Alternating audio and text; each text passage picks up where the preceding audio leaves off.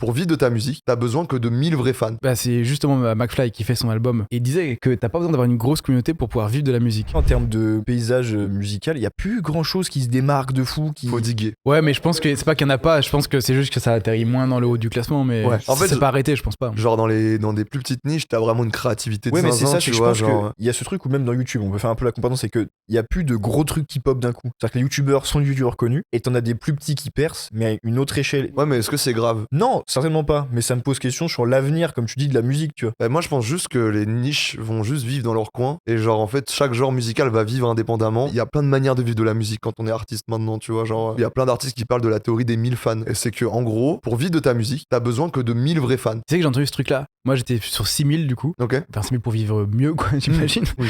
Mais c'est vrai que ça m'a semblé fou. Bah, c'est justement McFly qui fait son album. Du coup, on était en studio, etc. Et il disait que t'as pas besoin d'avoir une grosse communauté pour pouvoir vivre de la musique. Et je trouve ça assez fou et assez rassurant. Ouais. Et un truc qui te paraît être impossible quand tu veux vivre de ça, t'es en mode putain, non, mais si je veux vivre de ça, faut que je remplisse des stades, faut que je remplisse des zéniths, des machins. T'as pas besoin. Et en fait, t'as pas besoin du tout. C'est surtout un truc où aujourd'hui, en fait, on cherche à toucher le plus de monde possible, Ouais. mais sans vraiment plaire aux gens et sans vraiment faire en sorte que les gens s'attachent à quitter. Ouais, dans quel but? Mais si t'as 1 million de personnes qui te suivent parce qu'ils connaissent juste ton nom, mais qui savent pas ce que tu fais, et Mm. autant en avoir justement 1000 Ouais. qui vraiment suivent ce que tu fais, qui aiment le projet. C'est ça qui- sur la musique, mais en fait, mais tous dans les la- trucs artistiques. Oui.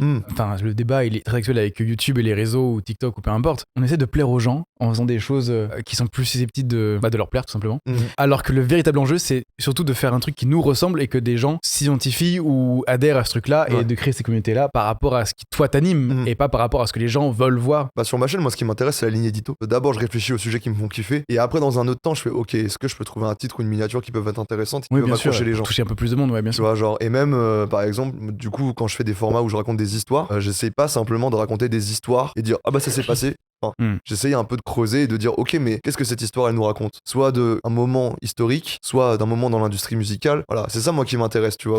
Et est-ce que ça te rend pas un peu fou de voir les vidéos de Seb? Moi je trouve ça très bien les vidéos de Seb. Ok. Parce que c'est à peu près le même genre de concept. Ouais, mais en fait, sauf que lui, du coup, va s'attaquer directement aux gros stars, tu vois. Ouais, mais en ouais. même temps, il a raison parce que c'est quelqu'un de mainstream. Ouais. Donc il se doit aussi, s'il veut faire ce format-là, il a pas trop le choix, tu vois. Et je trouve ça très bien, il y a aucune galère. Et je pense même justement que c'est bénéfique de ouf parce que, genre, des gens qui étaient pas intéressés par ce genre de format Ouais. vont tomber sur Seb et vont apprécier parce que c'est Seb. Carrément. Qu'est-ce qui dit que ça va pas me retomber dessus ou quoi, tu vois, ou c'est déjà peut-être un peu le cas, tu vois. En Ouais. tout cas, ça ouvre une brèche pour plein de gens qui vont faire des histoires un peu plus niches, Ouais. peut-être, pour que les gens creusent d'eux-mêmes, quoi. Ça pousse à la curiosité, en fait.